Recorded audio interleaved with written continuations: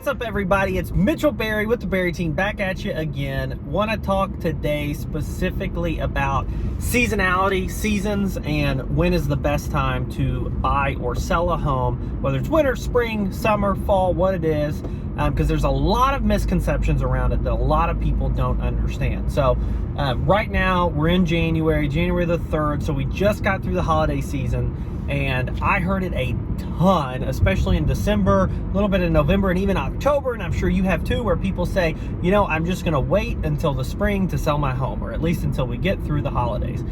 Very common reasoning, and there is definitely some truth to it, but there's also some things that people don't think about when we are talking about that. So want to go through a little bit of that. The first thing that people always tell me, and they are true a little bit, is that there aren't any buyers looking during the holidays.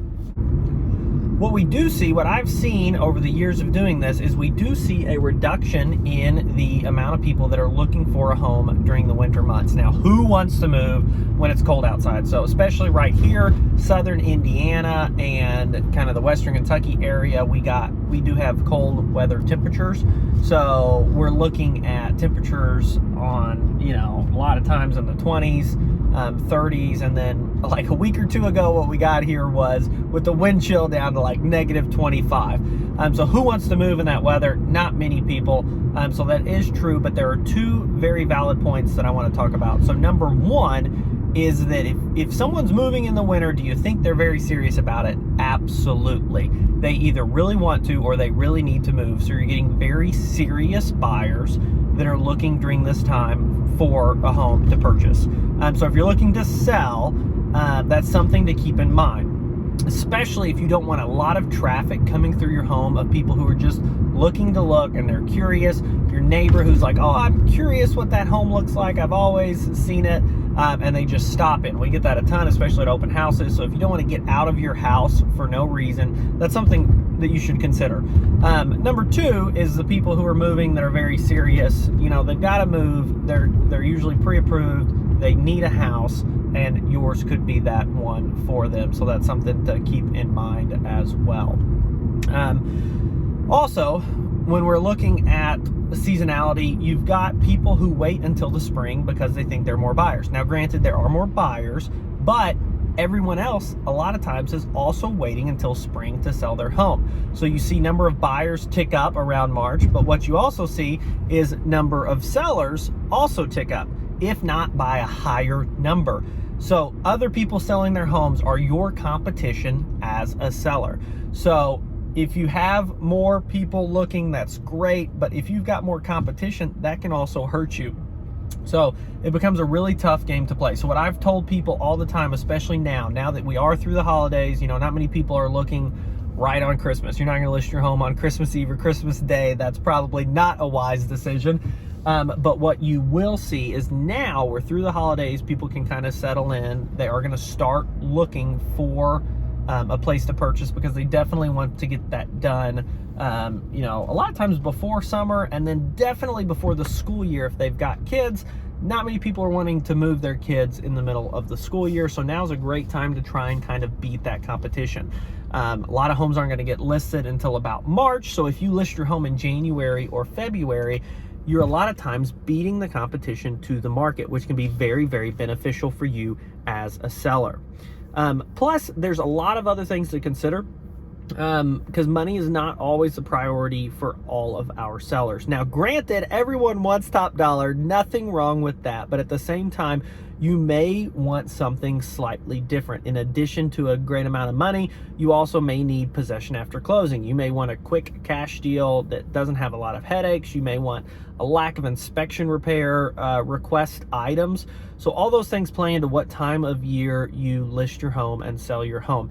Now that makes it all the more important to come up with a great plan and a great strategy, a great marketing strategy for your home. How do I attract that right buyer that fits what I need in this moment?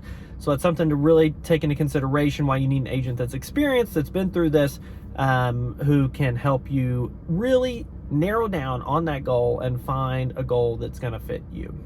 Now on the buyer side, It's the same thing. We've got different times of year and different situations that benefit buyers, or can be a drawback, right? So in the winter, sure, you may have less competition on the buyer side too, but you're going to be moving in the cold. So it does cut both ways, and it largely depends on the property, the house, the sellers, the buyers, how long it's been on the market, what condition it's in.